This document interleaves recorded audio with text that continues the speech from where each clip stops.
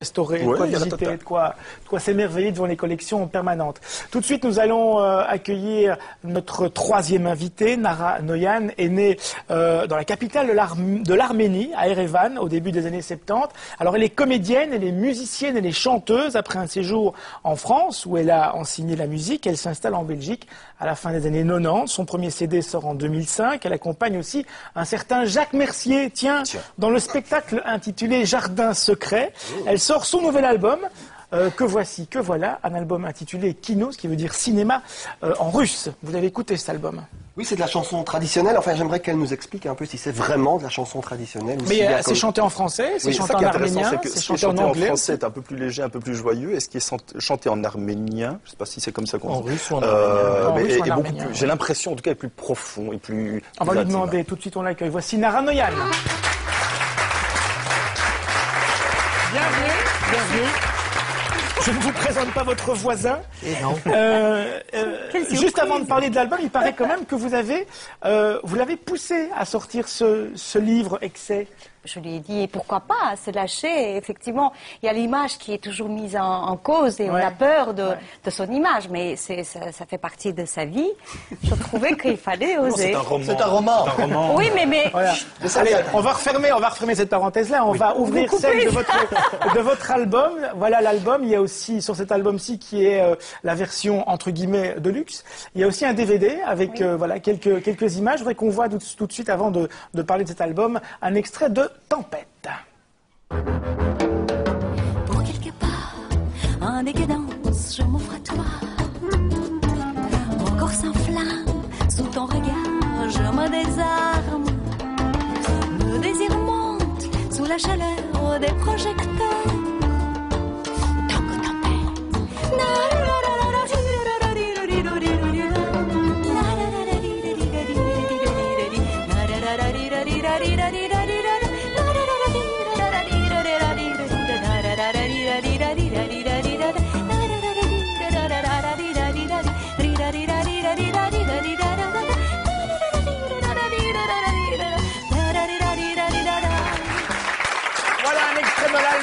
C'est le deuxième album de Nara Noyan intitulé Kino.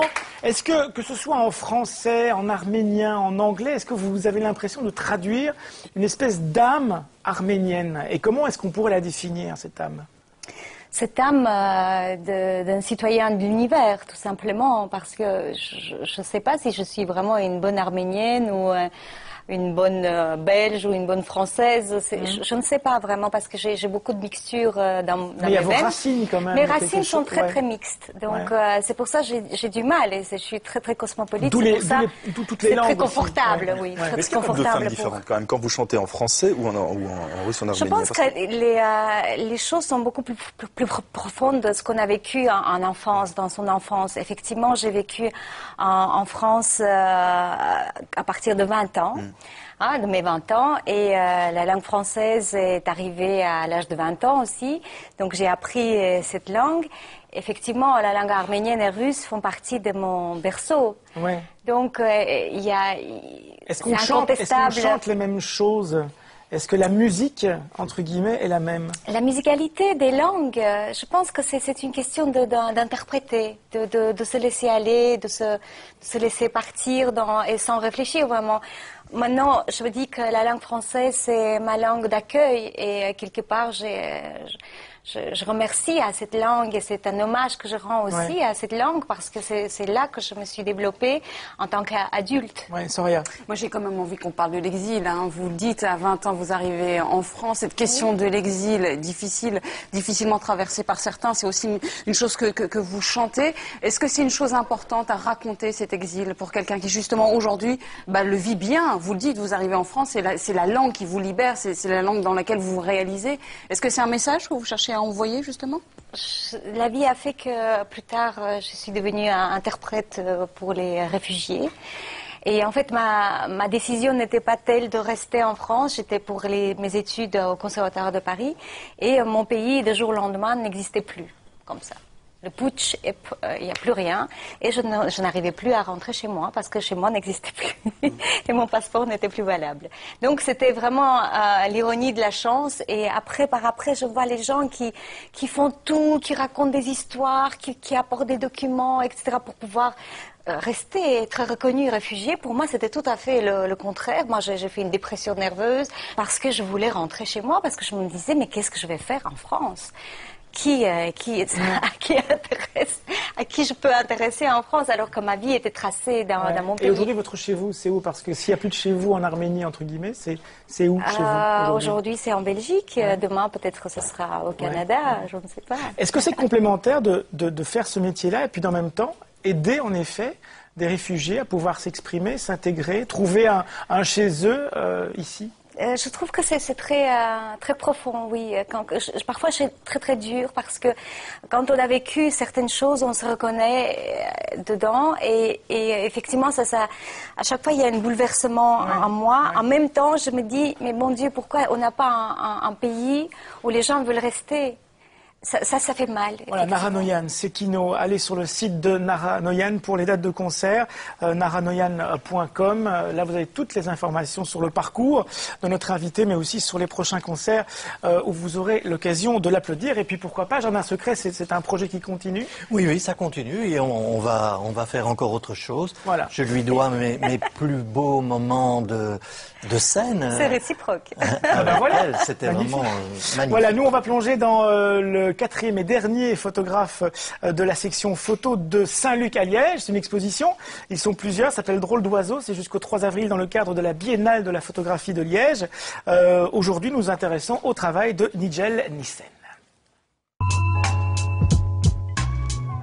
L'idée, c'était de prendre des objets qui font référence à la violence et de les mettre dans le domaine de la cuisine et de les détourner, donner plutôt un aspect formel. Au début, on voit peut-être pas directement que c'est une batte de baseball et que c'est un rouleau à pâtisserie. J'ai essayé de faire référence à la photographie de publicité avec une lumière assez douce, fond blanc, parce que la publicité, on la voit partout. Je voulais qu'on ait tout de suite fixé, qu'on voit ce que c'est, dans quel domaine c'est, mais de parfois pas faire tout de suite référence à la violence.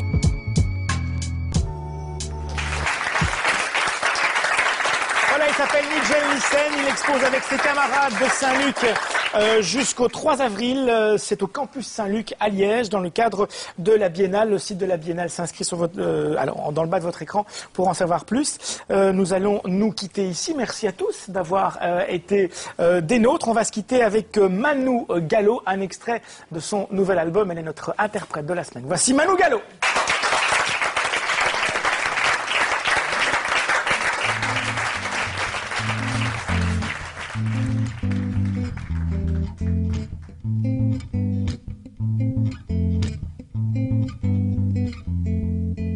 Nasuziki ya kamokili ya kanimo Napele ni kolo manakanaka na biso Nasuziki na moleli kalendio na kaunga na molili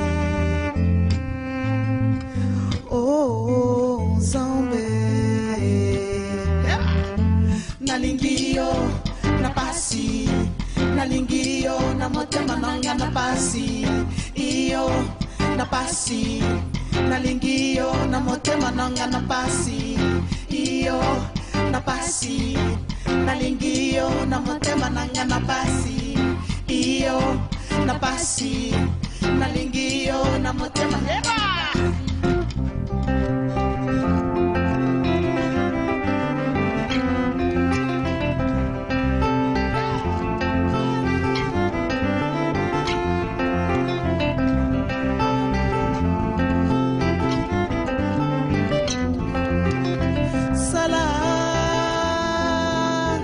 Polingo nanga na kokate salama Polingo nanga na kokufa Polingo nanga Polingo nanga Polingo nanga Polingo nanga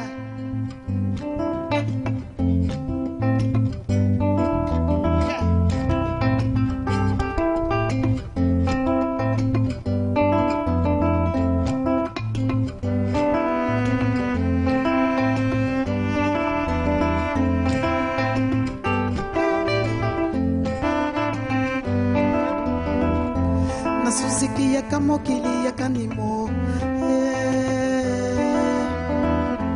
napeleni nkolo manakanaka na biso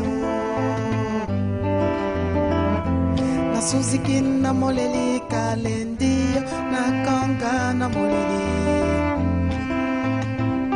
oh nzambe mobana ya boni ya boni ya malume oye ya onakanye mobana ya boni ya boni ya malume oye ya onakanye nalingiyo na pasi nalingiyo na motema nanga na pasi iyo na pasi nalingiyo na motema nanga na pasi iyo na pasi nalingiyo na motema nanga na pasi iyo na pasi nalingiyo na motema nanga na pasi.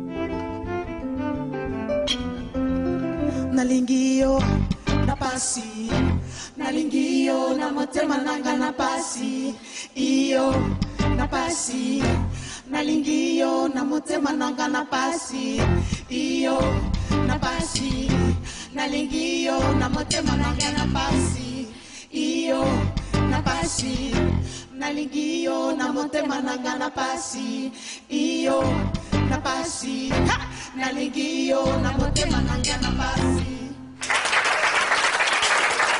Naïm Gio, c'était Manu Gallo. Merci à elle d'avoir été notre artiste de la semaine. Pas d'artiste de la semaine, ni de photographe de la semaine, ni d'ailleurs de 50 degrés demain, puisque c'est demain que vous découvrirez la collection RTBF Canvas Collection, le premier numéro demain d'une série de 5, tous les vendredis à partir donc de demain 2 avril. La collection qui sera exposée à partir du 6 mai jusqu'au 6 juin aux Beaux-Arts. Et puis une grande finale vous attendra, que j'aurai le plaisir de vous présenter aux Beaux-Arts et en direct le 30 mai. Donc demain, premier épisode, ce sera au Wills. Et puis retour de notre émission, bien sûr, lundi prochain. Voilà, à demain, puisqu'on se retrouve quand même demain dans la collection. Et bonne soirée, merci.